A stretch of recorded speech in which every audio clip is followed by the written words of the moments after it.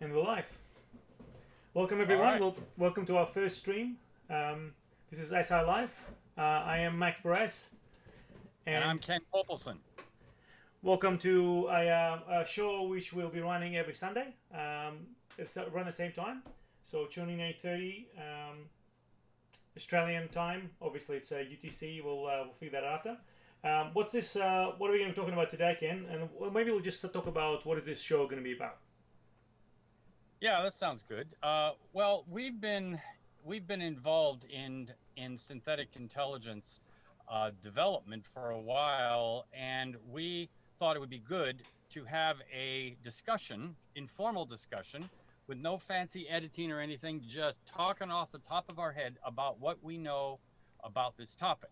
The- So that's kind of how I see it. What do you think, Max? Yeah, I think so. I think it's always good to have a bit of a conversation. Obviously, we've been pretty active in the community on LinkedIn, trying to spread the news a little bit, and this will be a good way of doing it. Hopefully, we can have some guests at some point to come and join us and maybe participate, and maybe people will Yeah, join and give us some questions which we can discuss on the show. sounds good. Sounds good.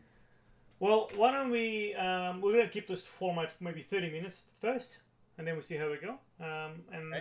And maybe to, without any further discussion, let's jump into our first topic and let's talk about what is SI, just to get everyone started, and then we'll go from there. Yeah, yeah, sounds great. Well, AI is what everybody talks about, right? Artificial intelligence, and that's like the buzzword. Everybody knows that term. But when you say SI, people really don't know what that is. And so we thought it would be good to contrast the two, right? And to say what is artificial intelligence and what is synthetic intelligence. Well, the term synthetic intelligence was actually coined by a guy named John Hoagland. And he came up with this term in order to contrast it from artificial intelligence. And he took the term uh, from what happens with diamonds. Okay, has diamonds can be either artificial or they can be synthetic. All right, and an artificial diamond is actually called a cubic zirconium, and it looks like a diamond, from the distance, but it has none of the qualities of a diamond. It's not hard like a diamond. It doesn't, you can't use it for cutting. And it also doesn't have the sparkliness of a diamond. And that's why it's called artificial, which means kind of man-made but fake, okay, not real. Whereas the word synthetic is actually something that's man-made, but it is genuine. So a synthetic diamond has all of the qualities of a real diamond, but it's manufactured through a man-made process that very much mimics what the Earth does with the same heat and pressure, on coal and carbon and all of that. So basically, that same analogy is applied here, where artificial intelligence looks like intelligence, but it doesn't have the actual qualities of intelligence, whereas synthetic intelligence does. So maybe we can talk about what some of those qualities are. Do you have some things that you'd like to say about it, Max? Well, I think you're going down a pretty good topic there. One of the things that I suppose in my mind is, if I look back at the AI development over the last, 20 years or so, it's been very much, in my mind, about creating very specific um, kind of algorithms that apply to a specific specialized area, right? So, and I suppose in my mind, it's been always like, well, okay, that's cool, but it doesn't do general intelligence. And I've heard you mention before this concept of artificial general intelligence. It'd be good if we can also have that part of the discussion as well, because I think Okay. your background that you've covered is quite good, and I think everybody will be able to relate to that. But I think yeah, it's definitely an exciting field for me. I'm obviously hasn't been doing this for too long.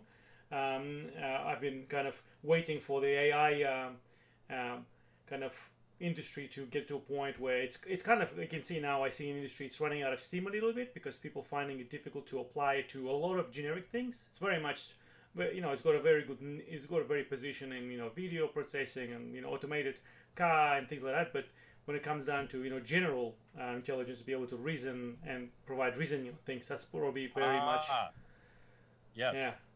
You've hit upon the very important word, and that is reasoning. Okay, and so one of the problems with artificial intelligence is that it is mainly just a very sophisticated pattern recognition system where they feed it a bunch of examples, like millions of examples, and then using neural networks, it trains the neural network to recognize patterns that fit within those examples that were given to it. So it really has no reasoning ability at all. Okay, artificial intelligence, and that's why it's like an artificial diamond. You know, it looks it looks smart, but is not actually understanding what it's doing. Like for example, a chess program that plays chess, um, it's not actually understanding the game of chess. Instead, what it's doing is they have showed the program like every possible move, so that every configuration of the board, wherever the pieces are, they basically show it, okay, from here you can go to here, to here, to here, to here, and here. And if the other guy does this, then you do this.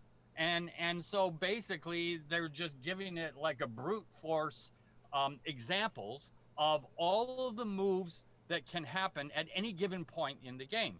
So because it has like infinite memory, you know, not infinite, but you know what I mean, really long memory, and it can also look like many, many moves ahead, it looks like it's playing chess, but it has no idea it's playing a game. It has no idea what it means to win, okay, or to lose. All of those concepts are totally void, okay, out of an artificial intelligence chess system, okay? The same thing with every other machine learning system that's out there is that it looks like it's intelligent, okay? And in a certain way, you know what it's like? It's like a savant, or you know what they used to call idiot savants, but now it's just savant. And I like to actually narrow that down and say, okay, like a mathematical savant.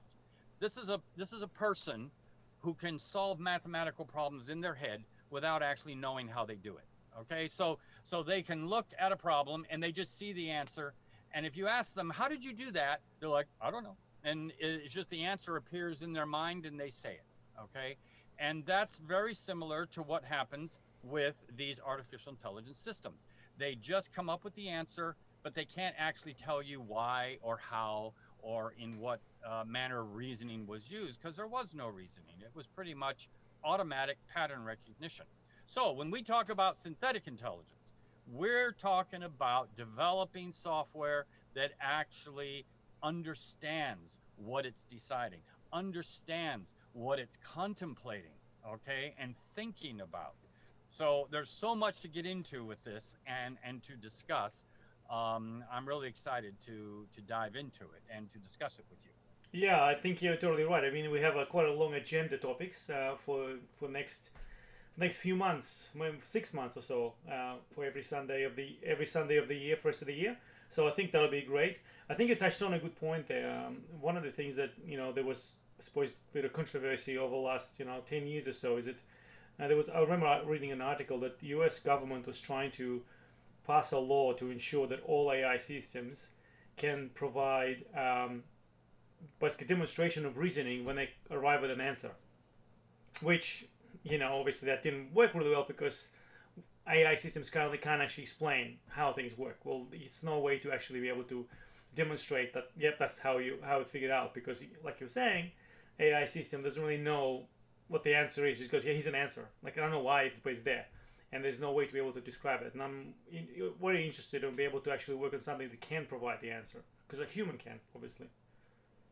Yes, yes. Well, that's because we use reasoning and understanding, and so it'll be fun to actually dive into the nitty gritty details of how something like that would work. Just so everyone knows, I've actually been working on an SI system since about 1990, and started building this thing. I first started it in a language called Delphi, and then I moved it over to Java, and now I've moved it over to C++.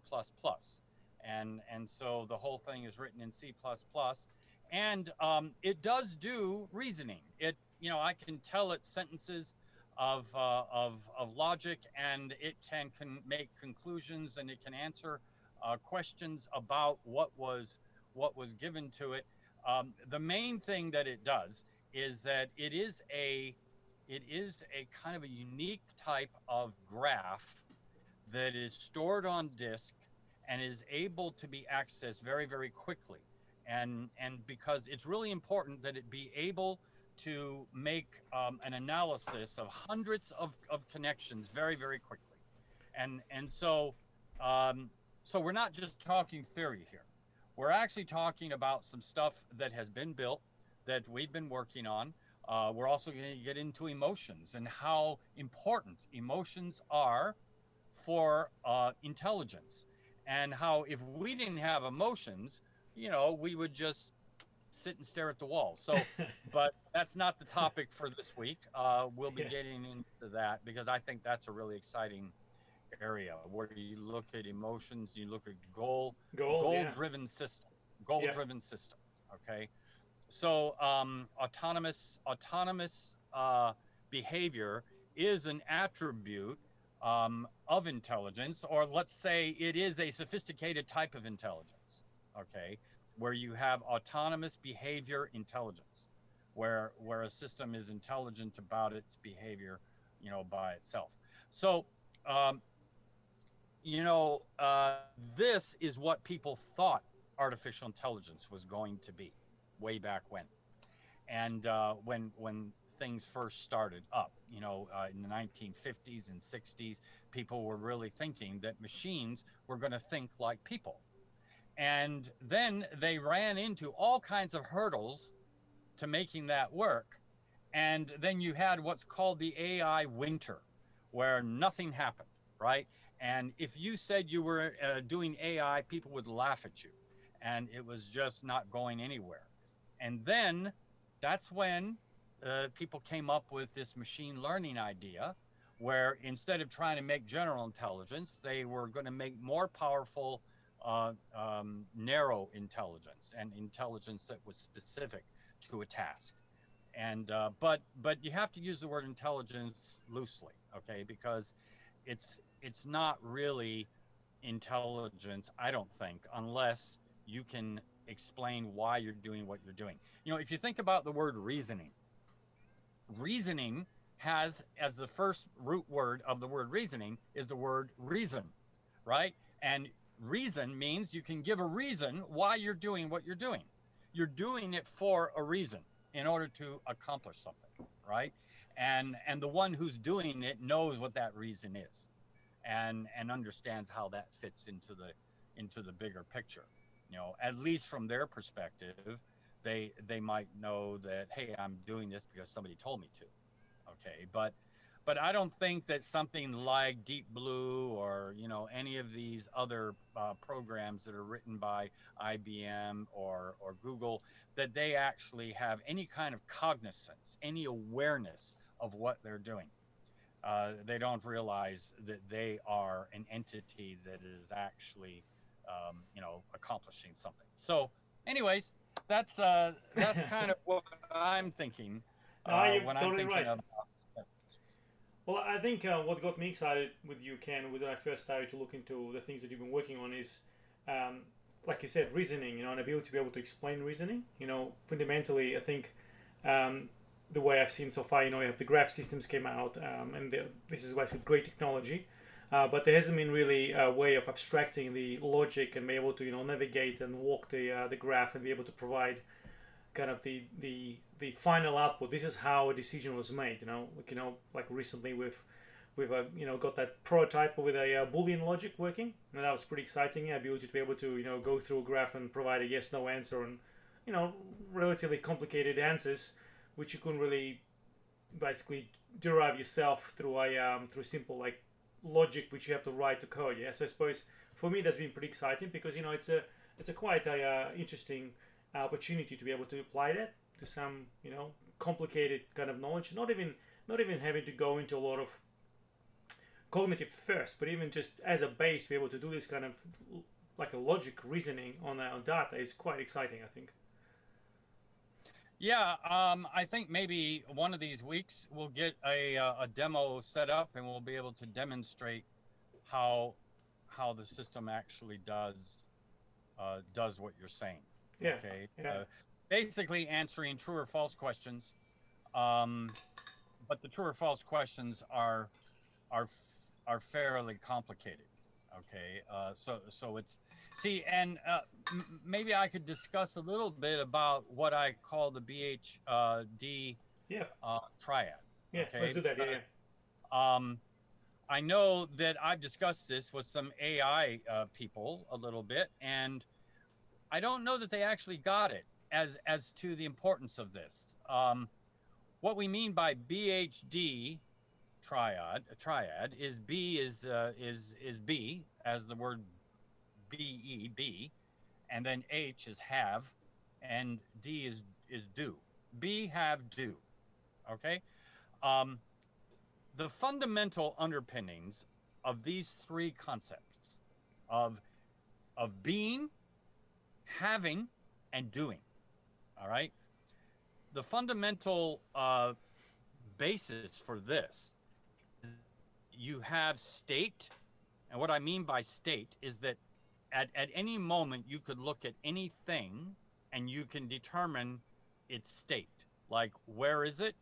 What position is it in? What form is it? Okay. That's what we mean by state. Okay. Yep. Is that so when you say, how are you? When you ask that question, how are you?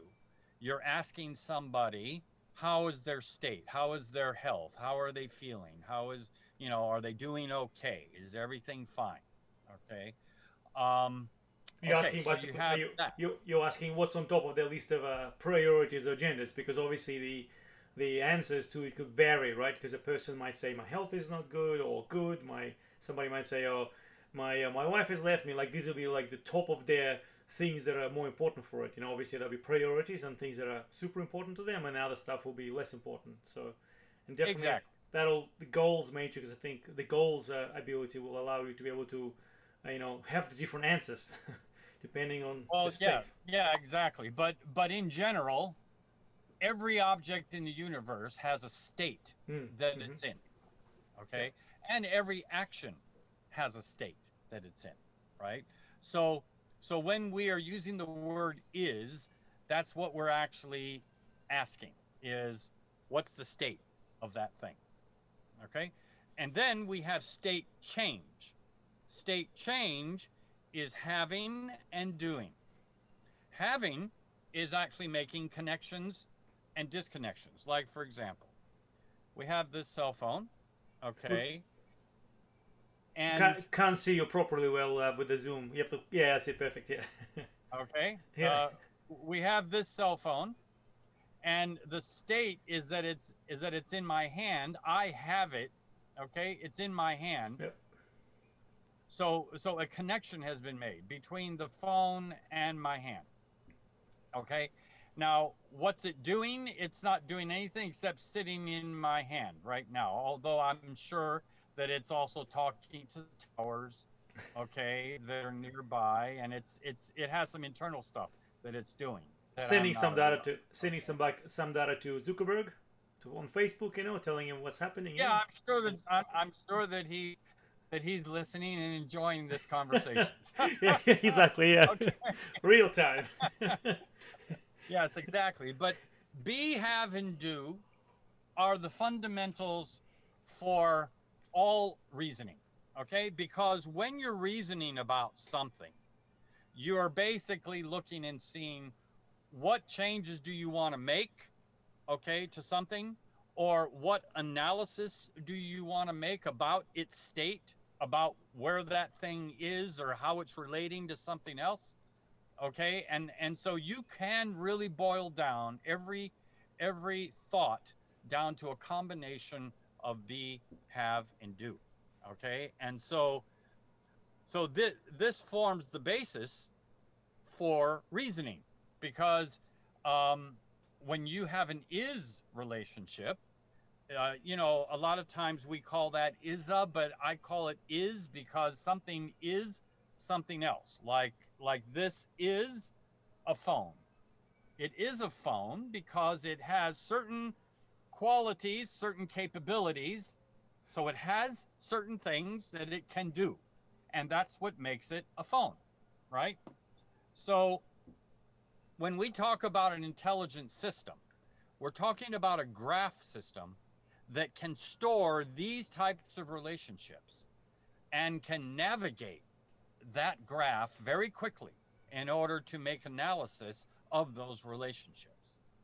All right. And in order to get it to behave with intelligence, it has to be able to understand the decisions that are made, meaning it has to understand the cause and effect that occurs between things and also the goals that it's looking to achieve. Okay. So there's a lot to it. I don't want to get too much into it because as the weeks go on, we will dive into the details and it can get quite technical, but I'm going to try to keep it very, explaining it in layman's terms without using technical jargon. Well, of course, that'll be actually great, Ken. I suppose one of the things we'll try to do is trying to explain things simply, because if we don't understand it, we'll try to avoid trying to explaining it. Otherwise, it'll be too complicated. So we'll try to keep it simple so everybody else can participate in conversation. Now you described the be, has, do. So a do will be an action basically on changing state from one Yes. current state to another one. Yeah. Yes. And Exactly. that could be, or obviously can be a combination of things that it be doing rather than just a singular thing, right? So would it be like some sort of motion, or would it be some sort of kind of maybe internal state change to something? Yeah. Do we Yeah. want One of the things is you have actions, okay, and actions are a series of movements, connections, and disconnections. Okay, so um, like think about a bouncing ball. Okay, a bouncing ball moves down to the surface, it connects with the surface, and then it compresses a little, and then it goes the other way, disconnects from the surface, and then moves back up, and then it slows down, and then it comes back down and connects with the surface and disconnects from the surface and goes back up. So it keeps repeating this over and over. So the action of a bounce can be described as a series of connect, disconnect, and move. Okay.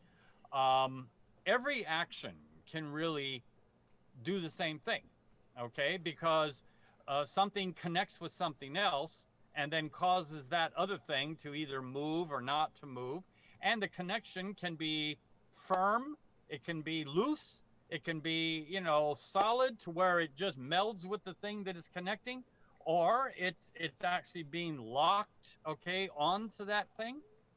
So that's what the have relationship really. There's multiple kinds of have, and this is part of the discovery as over the last 30 years have delved into the nature of intelligence, the nature of knowledge, and what is thinking, what does it mean to think, what does it mean to understand, okay? And really understanding is comprehending what I'm saying right now is that when there's a have relationship, that implies certain other things, right? Like if you have a car, then that implies that you can drive that car or you can go from place to place because the car can move. You have it, so therefore you can also move, okay? Because you have it, right? So this is the type of conclusions that can be made once you understand what the basic relationships are between things. And that's what an intelligent system is trying to achieve, okay, is to be able to understand those relationships so that conclusions can be made. that's it's amazing, Ken. That's exactly I think it's going to be a topic for us for next 2 months. He's on a question maybe. We're up to about 25 minutes. We have 5 minutes to go, and let's just keep it to a time so that we can make sure everyone can watch this. Do you want to talk about?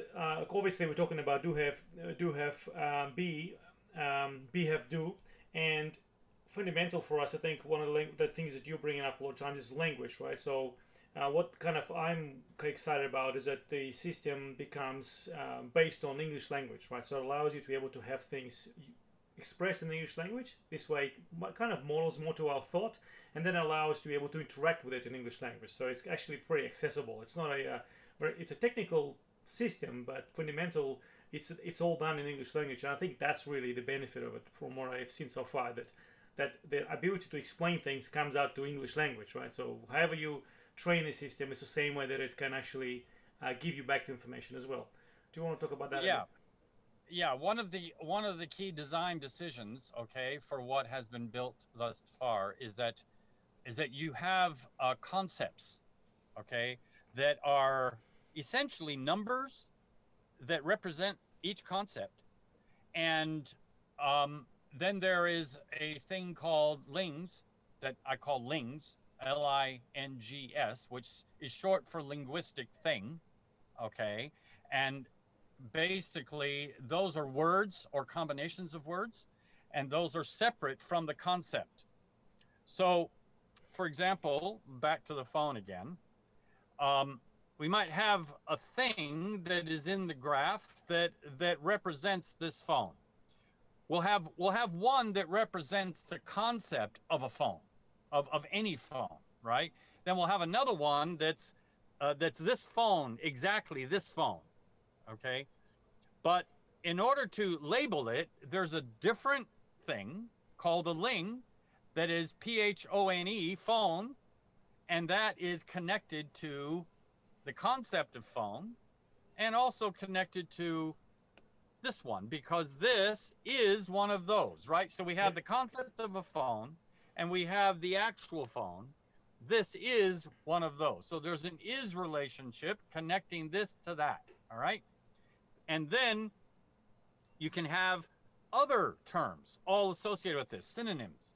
You can have other languages all connected to this. So we make a separation from the words to the concepts that those words represent. So any word can have multiple definitions, and any definition can have multiple words that all point to it.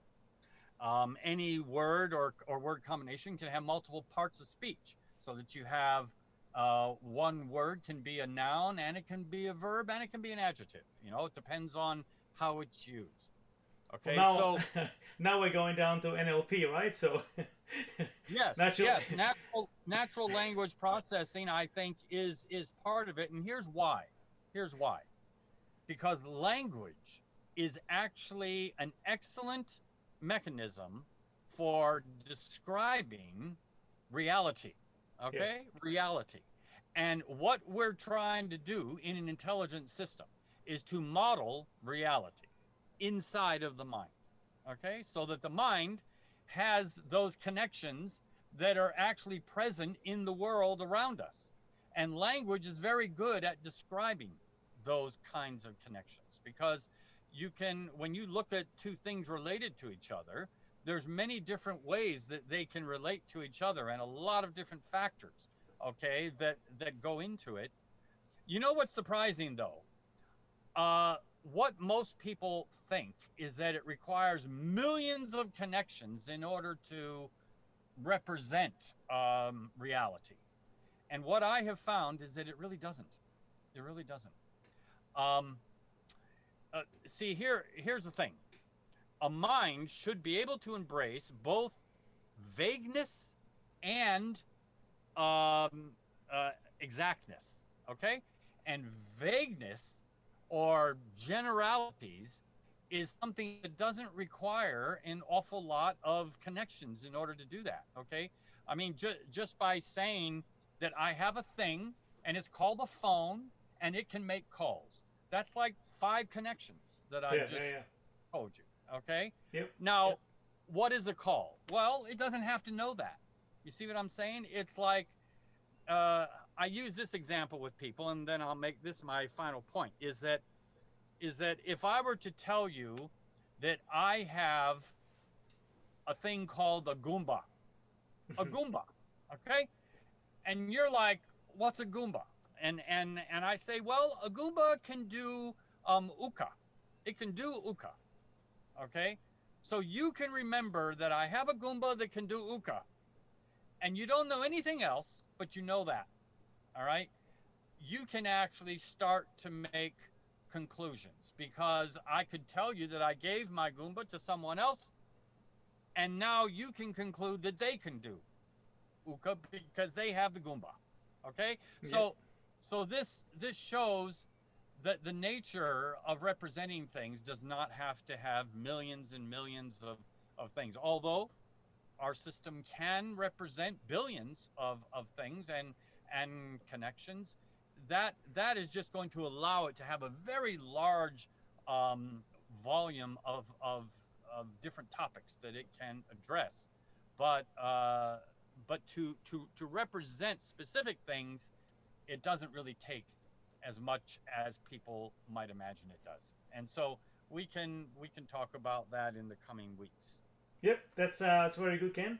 Definitely, we came up probably 31 minutes or so.